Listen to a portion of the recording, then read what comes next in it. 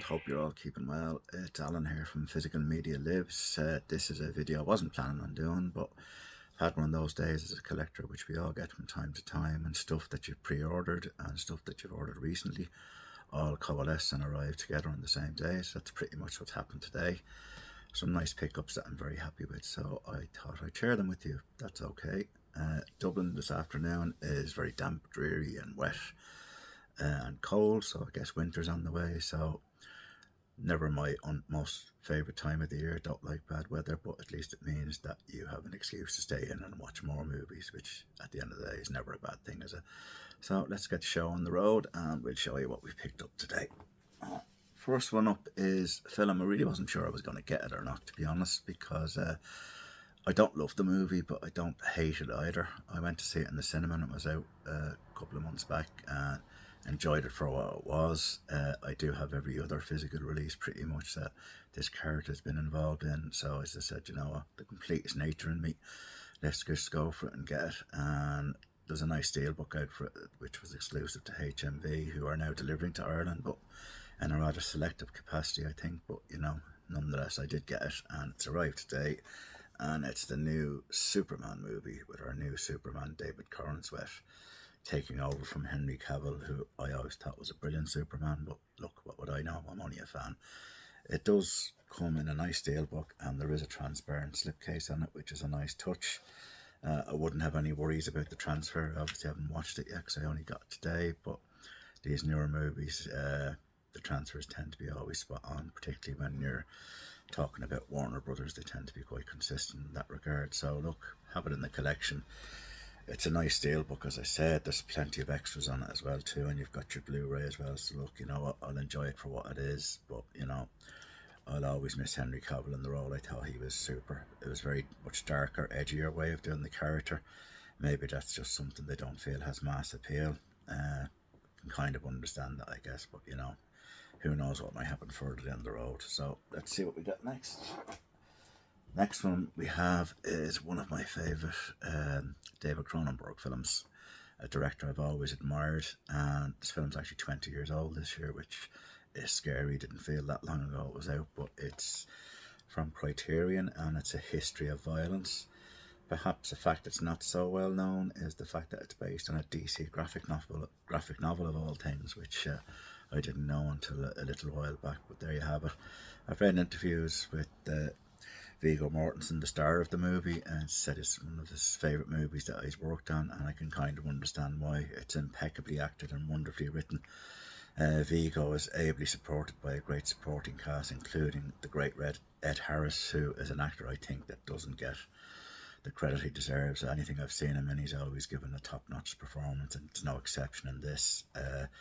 Criterion, I'm not going to have any problem with the transfer. They regularly do great transfers. I can't fault them on that. They're a little bit lazy sometimes when it comes to their packaging. Well, not sometimes, pretty much all the time. I will give credit for them on this. There is a bit of colour on this, which is nice, because sometimes their covers can be quite drab and boring, so the artwork is pretty decent on it. Also, they have included the Blu-ray this time, which sometimes they just skimp and give you the 4K, which is a little bit of a cheat, to be honest with you. So I'll give them that, but really, it wouldn't take an awful lot of effort to do a slipcover, even if it was the same art, just to put over it, like, you know, I don't know. But at the end of the day, I know it'll be a great transfer and I'll enjoy the movie. So I guess that's the main thing, really. So, History of Violence from Criterion. Next one up is one of my favourite Dustin Hoffman movies, which I believe is the first movie he was the lead in, from the late 60s, and it's a really nice collector's edition from Studio Canal of The Graduate. Not going to unbox it, to be honest with you, because I've got a few things I want to get through, and you know, I'm sure somebody will do a really good unboxing if there's not one already on YouTube. But it's a wonderful film. The set is really nice. There's a really nice booklet in it, which is a very detailed analysis of the production of the film with some nice photos included. Really two high quality movie posters in it as well, made of very good quality paper, almost card like, which I like to see. Something akin to what Arrow do, which is always nice to see them make an effort to do something like that. And something I really liked was it's a 3-disc set, so you've got a 4K of the film, you've got a Blu-ray of the film, And you also have the CD soundtrack. I do like myself a bit of Simon and Garfunkel, maybe because I'm old and of a certain vintage, but it's a wonderful soundtrack. I'd love to see that happen more with sets, but I guess it's unlikely because obviously the guys that do the music for the films will be recording artists in their own right and will want to release it under their own merits. But I guess I understand that. But God, wouldn't it be lovely, say, if you got a box set of Chris Nolan films with the soundtracks from Hans Zimmer included? I guess that'll never happen. Hans Zimmer is a very successful recording artist, so he won't want anything like that stealing his thunder, I guess. But who knows what the future might hold. But yeah, this is a terrific film. From a personal perspective, most of you know the plot of the film. Older woman seducing a younger man. If I'd been Dustin Hoffman, I'd have stuck with Anne Bancroft because I always had a little bit of a crush on her. And I do like the more mature woman as well, though sadly I'm the more mature type myself now. Well, me and mature are rarely mentioned in the same sentence, but you know what I mean anyway. So, The Graduate. I did keep an eye on this for a while because it was quite expensive, over 60 odd euro. It did drop to around 50 euro, so I decided now was as good a time as any, because these things sometimes don't last forever. So really delighted to have it, The Graduate with Dustin Hoffman. Next one up is become a big Robert Eggers fan in the last year or two. I've pretty much liked everything he's done, bar the Witch maybe. He wasn't overly keen on that, but liked all the other stuff, particularly Nosferatu. And this was going in the Arrow sale as well at a really good price. The Lighthouse, haven't seen it. It's a bare bones Amaray. There's special features alright, but that's about it. But it was really cheap. It was less than 15 euro on the sale, and I have a special discount code I can use as well, which brought it down even further. So it was a bit of a no-brainer because I do want to see the film.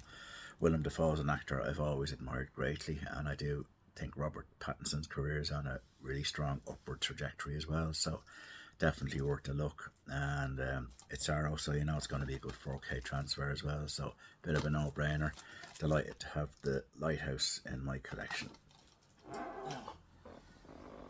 As you'll all know by now, more than likely, I am a big horror fan, and I'm a big fan of one of the great icons of horror. I only realised recently that I don't really have a lot of his movies in my collection, so I spotted this box set of Blu-ray box set on the Arrow sale, which was going for about 25 euro, 6 films, and it's called Six Gothic Tales with the great Vincent Price.